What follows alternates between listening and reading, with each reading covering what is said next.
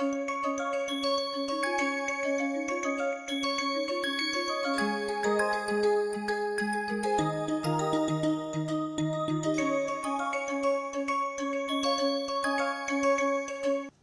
learners. We are now in the first session of a tutorial for week 9, which is a regulation and patenting aspect of traditional knowledge. You have already learned in this week about the different aspects of regulation. Based on that, you also answered the assignment which had a lot of questions on all different aspects. We will take a review of all those questions and their answers and what are the reasons behind those answers. So, the first question is, the increasing global demand for herbal medicine has made regulatory oversight essential primarily because option A, herbal products are always chemically uniform across batches. This statement is not correct, as we know herbal products made with the different components, and each components may have different parameters and different phytoconstituents. Hence, they cannot be same and uniform at every instance. Regulations eliminate the need for quality control procedure. This is also not the correct answer. Regulation do not eliminate the need for quality control. Rather, regulation impart the guidelines for quality control. Regulation helps ensure safety, efficacy and prevention of adulteration. This is the part of a regulation which is coming along with the guidelines. Regulation guarantee complete absence of side effect. This is also not correct statement, as regulation cannot guarantee that the formulations which are made as per the guidelines will not have any side effect. So, the correct answer was regulations help ensure safety, efficacy and prevention of adulteration. The next question is, one of the major objective of regulating herbal medicine is to enhance international acceptance of these products by option A, restricting export of herbal formulation, option B, ensuring compliance with internationally recognized standard, option C, eliminating traditional knowledge sources from documentation, and option D, limiting herbal medicine to domestic market. If we go through all the options, what we can see is the correct answer is ensuring compliance with internationally recognized standard. That is a major objective of any regulatory guidelines. Hence, the ensuring compliance with the internationally recognized standard is the main objective. The implementation of good manufacturing practices, that is GMP, for ASU, that is Ayurveda, Siddha and Unani medicine in India was enforced to strengthen quality control through option A, Schedule T, option B, Schedule M, option C, Schedule H and option D, Schedule X. Now, before going to the answer, we should understand that what is this schedule means. These all schedules are part of the Drug and Cosmetics Act 1940, where they have the different roles. For example, Schedule M is the GMP guidelines for allopathic medicine. Schedule H is specifically for the prescription drugs or medicine which are sell in the pharmacy, and Schedule X is for toxic substances. So, the Schedule T is left behind in the options is the correct answer, which is a good manufacturing practices for ASU, that is Ayurveda, Siddha and Unani medicine. The Drug and Cosmetics Act 1940 was amended in 1983 primarily to option A, remove regulatory oversight of traditional medicines. Option B, introduce provision specifically governing ASU medicine. Option C, replace herbal medicines with synthetic drugs. And option D, eliminate licensing requirement for manufacture. Now, looking at the option, we can eliminate few of them. For example, option C, replace herbal medicine with synthetic drug. None of the regulation can replace a particular system of medicine with another system of medicine. Hence, the option C is not a correct statement. Option B is a introduce provision specifically governing ASU medicine. It's looking more promising statement towards the Drug and Cosmetics Act guidelines. Remove regulatory oversight of a traditional medicine. This cannot be a justified statement for the regulation, and eliminate licensing requirement for manufacturer also not the correct approach. Hence, the introduced provision specifically governing ASU medicine is the right answer. This bring into force to enhance control over Ayurvedic, Siddha and Unani drugs. It aimed to improve regulations of a drug standard, manufacturing and sell, and empower authorities to better monitor product quality. Under the Drug and Cosmetics Rule, licensing for manufacturing ASU drug is primarily governed by Rule 65, Rule 96, Rule 122A and Rule 158B. All of these rules are part of the Drug and Cosmetics Act, but all of them are not covered under the single schedule, out of which the Rule 158B, which mandates that manufacture of Ayurvedic, Siddha or Unani, that is ASU medicines, provide proof of safety and effectiveness to obtain a manufacturing licenses. So, the correct answer is Rule 158B.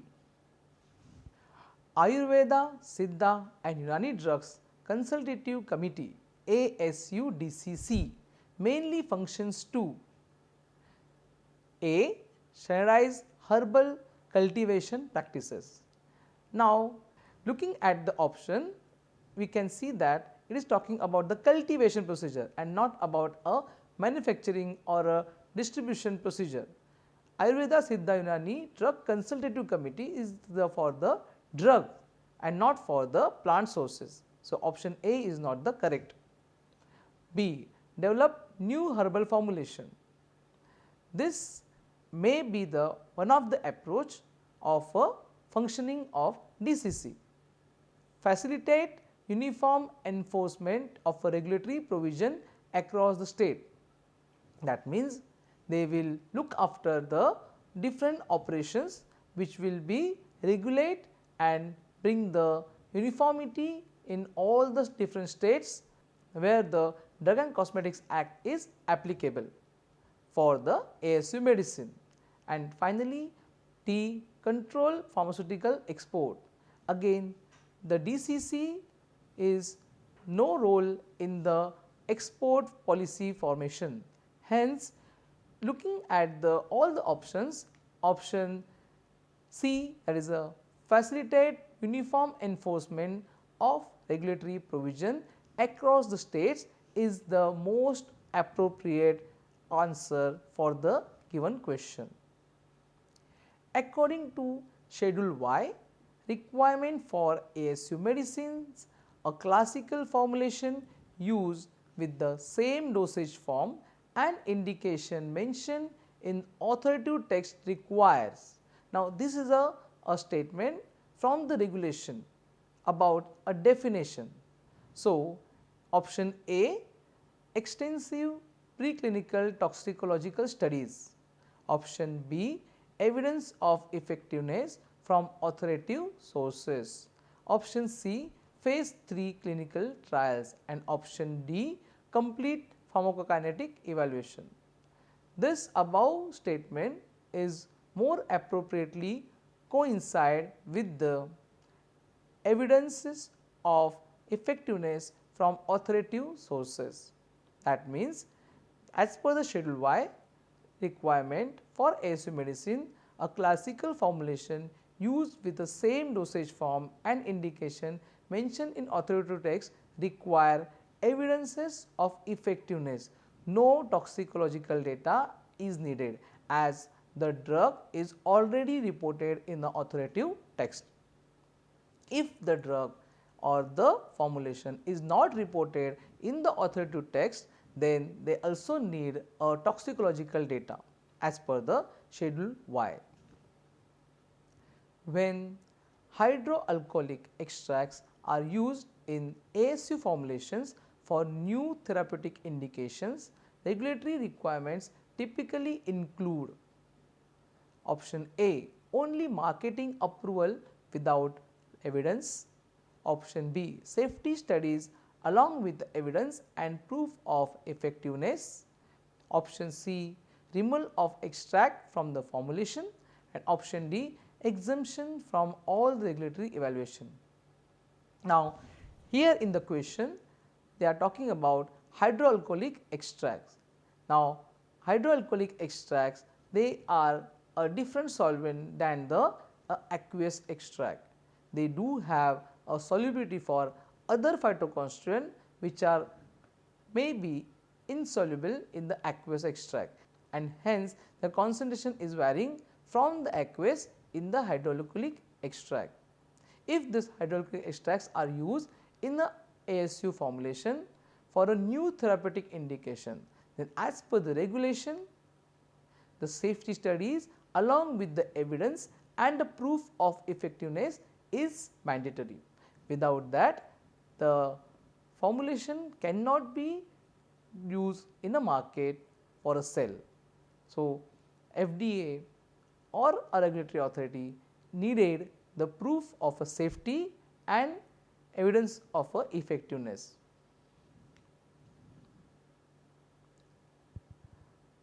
Now, when we covered this topic, that time we have discussed that this trade related aspects of intellectual property rights came in a later part of a industrial evolution, where lot of innovations were happening and industry was putting lot of effort, time and money in the innovation, and to protect those innovation they need to have particular regulations.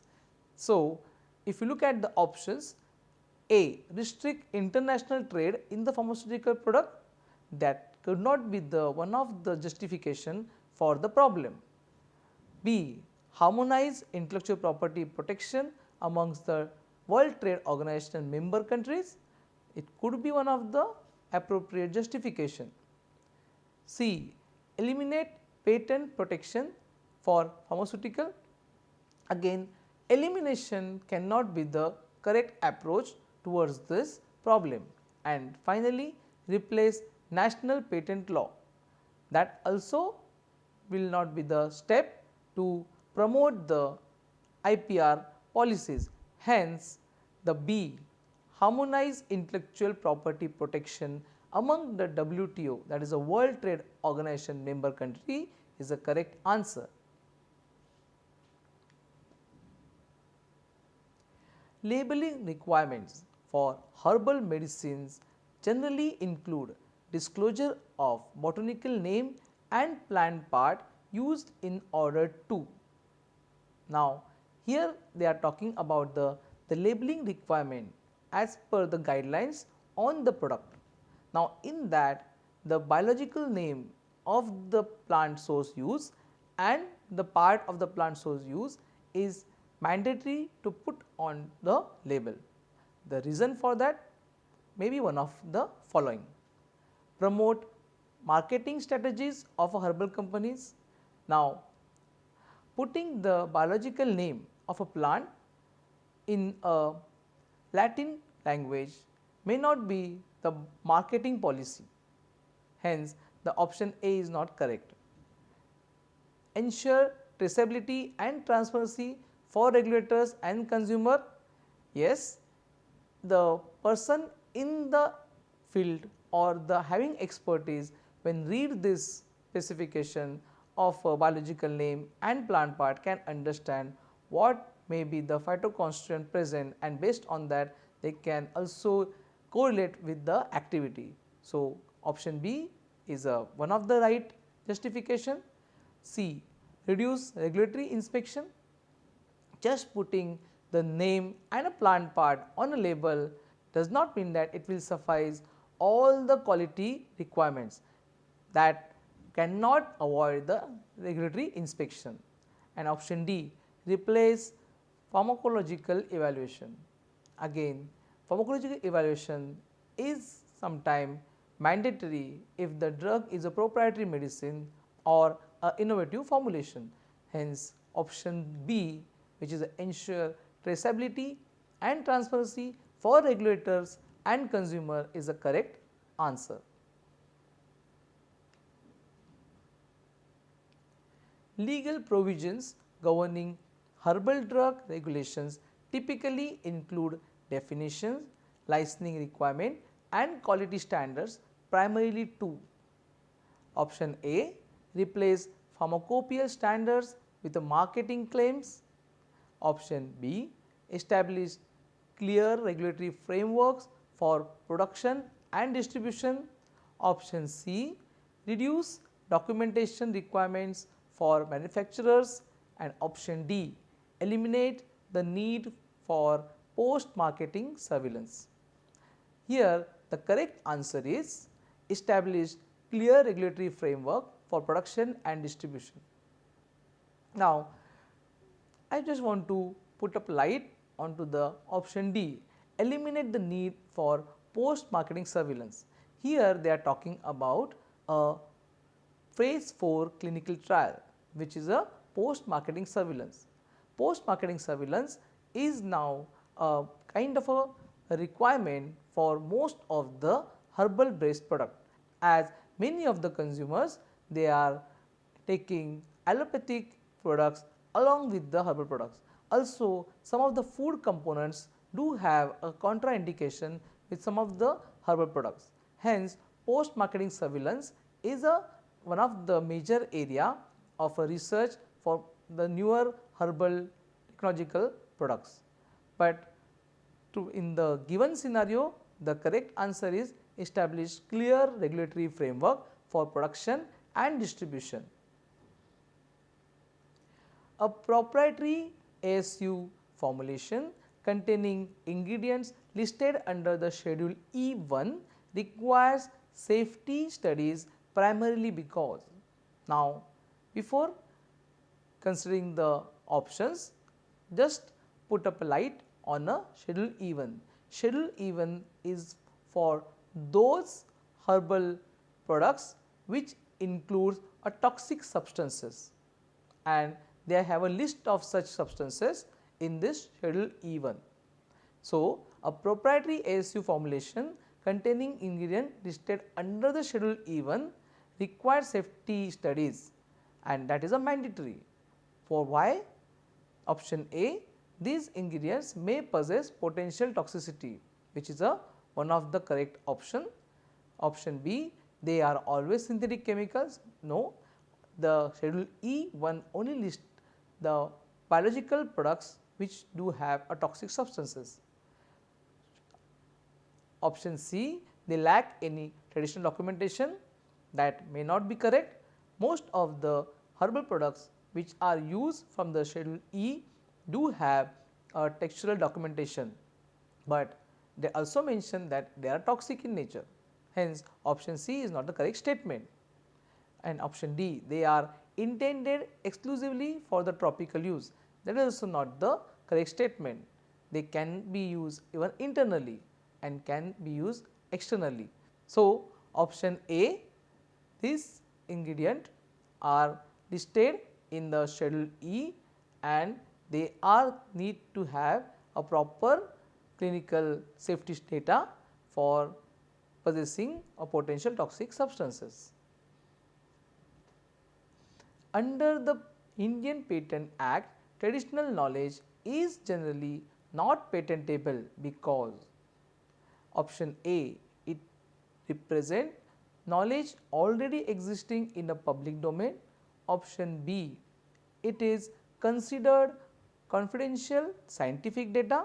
Option C, it is always owned by international organization, and option D, it lacks economic value. Now, before answering this question, we should know what is the patentability criteria. So, this is the patentability criteria. What it says that the invention to be new or a novel invention should not be obvious. So, non-obvious, they should have inventive step in it, and then industrial applicability or usefulness. So, these three main criteria, if any formulation or any invention do carries, then that can be considered for a patent. Looking at this, if you see the option, it represents knowledge already existing in the public domain is the correct statement, where we can get to know that because it is already known into the public domain, it loses its novelty and even a obvious and even it is a non-obvious, and hence that not be considered for a patent. The revocation of the NEEM patent by the European Patent Office occurred because, now here we are talking about the NEEM patent. The NEEM patent was revoked from the EPO, European Patent Office, and there are other patents related to the neem oil also revoked after the intervention of CSIR India, and they have mentioned that the purpose of using the neem oil in this invention is already known in our traditional knowledge, and hence it is losing its innovative step as well as its novelty, and that is why those patents got revoked. That is a case study which we have already done in our lecture series. Now, we look at the answer. Option A, the invention lacked industrial applicability. Option B, the plant species was genetically modified. Option C, the patent application lacked commercial potential, and option D, the claimed properties were already part of the traditional knowledge. Now, the correct answer is the claimed properties were already part of the traditional knowledge. Option A, industrial applicability. We cannot predict the industrial applicability till it comes into the market, but yes, looking at the patent, it was showing the good amount of applicability, but it was losing its novelty because it was a part of the traditional knowledge. Biopiracy refers to a situation in which, now before going into the answers, what is the biopiracy? Biopiracy means the piracy or a theft of biologically available sources, for example plant sources, mineral sources, or even the organism. Now, when in a particular location a particular biological source is available, and if that source is taken up and cultivated in some other conditions in some other country, then this is considered to be a biopiracy. Now, we look at the options. A researcher conducts systematic screening of a plant metabolites. They are conducting an experiment where the researcher is trying to find out the metabolites inside the plants. That cannot be a biopiracy. Biological resources and associated traditional knowledge are used without the authorization or benefit sharing. That means, they have taken up the knowledge, they have taken up the specimens, and they have used for their purpose without giving the credits or the profit sharing to the originator. This is one of the justification for biopiracy. Traditional knowledge is preserved in a digital database. This is, in this case, they are talking about the preservation of a data. So, it is against the theft. That means it is not the biopiracy, and indigenous communities receives royalties for the medicinal plants use. Here they are sharing the benefit. Again, this is not the piracy. So, the right answer is biological sources and associated traditional knowledge are used without authorization or benefit sharing. Ethnobotanical surveys plays an important role in bioprospecting because they A. replace laboratory screening procedure, B. provide traditional knowledge about a medicinal plant's uses, C. eliminate the need for chemical characterization, and D. restrict access to plant biodiversity. The correct answer for this is provide traditional knowledge about medicinal plant and uses. Ethnobotanical, ethnic botanical, ethnic means a traditional, at that source, at that place. Hence, the provide traditional knowledge about the medicinal plants uses is the correct answer. Global market acceptance of herbal products depends mainly on option A. compliance with the international standards, option B. local popularity, option C. low production cost, and option D. traditional reputation only. Now, we are looking at the global market. Global market will not have any impact due to the local popularity. Even low production cost will not be a major concern when the products are getting in a global market.